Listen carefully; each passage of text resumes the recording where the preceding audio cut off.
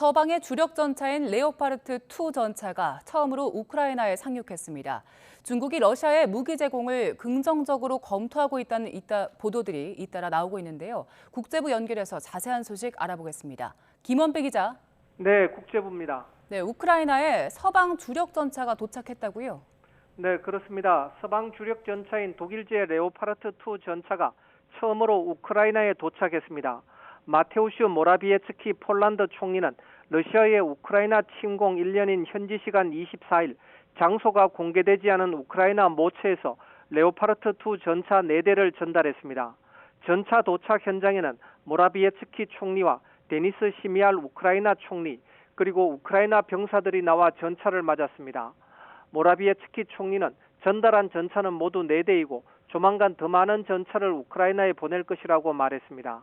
안제이 두다 폴란드 대통령은 지난달 11일 우크라이나 서부 리비우를 방문해 볼로디미르 젤렌스키 우크라이나 대통령과 공동 기자회견을 열고 레오파르트 2 전차 14대를 우크라이나에 지원하겠다고 밝혔습니다.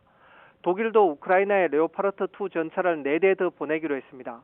보리스 피스토리우스 독일 국방장관은 우크라이나에 지원하는 레오파르트 2 전차 규모를 14대에서 18대로 확대하기로 했다고 밝혔습니다.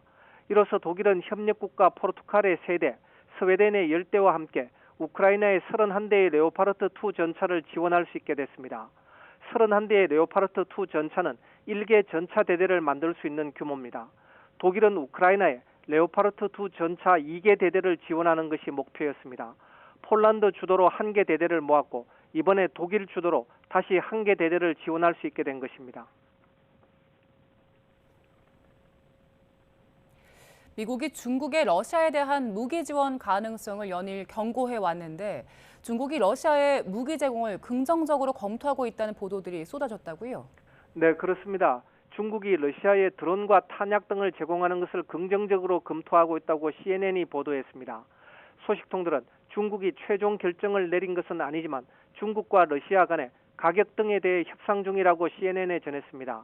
러시아는 드론과 탄약을 중국에 계속 요청했고 중국 지도부는 최근 수개월간 살상무기 제공 문제를 놓고 논의했으며 무기를 제공하는 쪽으로 최근 기운 것으로 알려졌다고 CNN은 보도했습니다. 독일 시사 잡지 슈피겔은 중국의 제조업체들이 러시아에 100대의 자살 공격용 드론 구매 문제를 논의하고 있으며 인도 날짜는 4월이라고 보도했습니다. 월스트리트 저널은 소식통을 인용해 중국이 대포를 제공하는 문제도 러시아와 논의하고 있다고 보도했습니다. 소식통들은 중국이 만약 무기를 제공한다면 거기에는 드론에 더해 대포와 다른 무기가 포함될 것이라면서 이는 러시아군이 우크라이나의 반격을 막는 데 도움이 될 것이라고 말했습니다.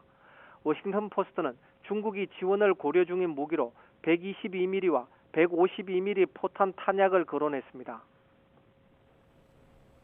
네, 그리고 미국이 러시아에 대한 대규모 제재를 발표했다고요?